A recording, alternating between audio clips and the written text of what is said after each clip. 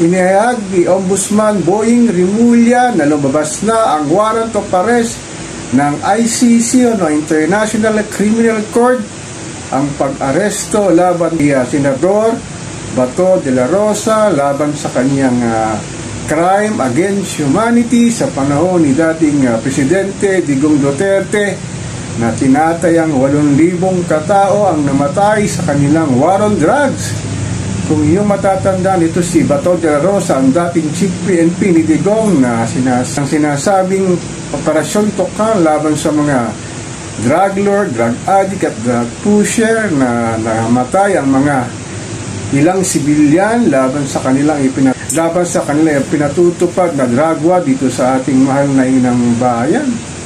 Grabe itong si Senador Bato de la Rosa na hindi na pumapasok sa Senado ay patuloy pa rin sinesweldo at lumutang nga sa social media ang ilang concern ng netizen, ng mga political analyst na sinasabing pag-ordinaryong katulad ni Juan Pasang Cruz ang hindi pumasok sa kanilang mga opisina ay no work no pay unless na nag-file ka ng leave of absence. Mga politiko katulad ni Bato de la Rosa kahit hindi pumasok sa Senado ay patuloy pa rin sumisweldo.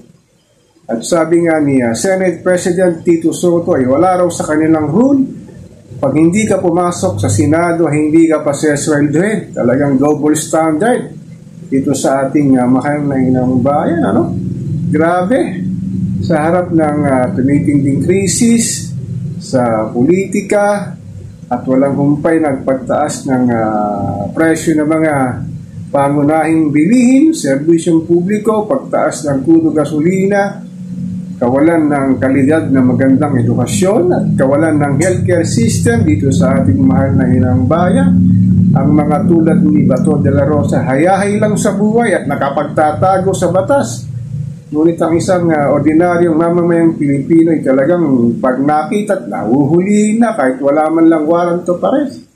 Pero itong mga politiko na sinasabing mga magnarambong sa ating mahal na inang bayan ay kayang pagtaguan ng batas. Sa sinasabing warrant of arrest ni Bato de la Rosa na dadalhin na siya sa Hague sa Netherlands para makasama ang kanyang dating mahal na Pangulo na si Digong Duterte, talagang lumilit ng kanyang mundo. Sinasabi ng ilang concerned netizen na sa Davao City lang.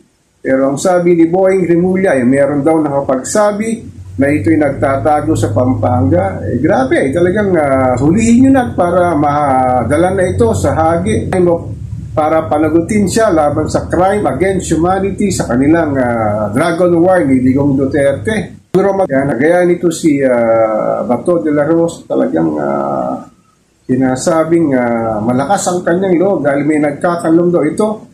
Sinasabing kanyang mga political allies na tinatago daw ito para hindi mahuli ng International Criminal Court sa warrant of arrest na kanilang inalabas. Talagang susubaybayan natin kung talagang ano ang mangyayari o kasasapitan ni Bato de la Rosa, mahuli ba ito at madadala sa Netherlands. So ako po si Papa Ken, patuloy po akong magninirol, magmamatyak dito sa pang-araw-araw nating buhay at kaganapan dito sa ating mahal na inang bayan.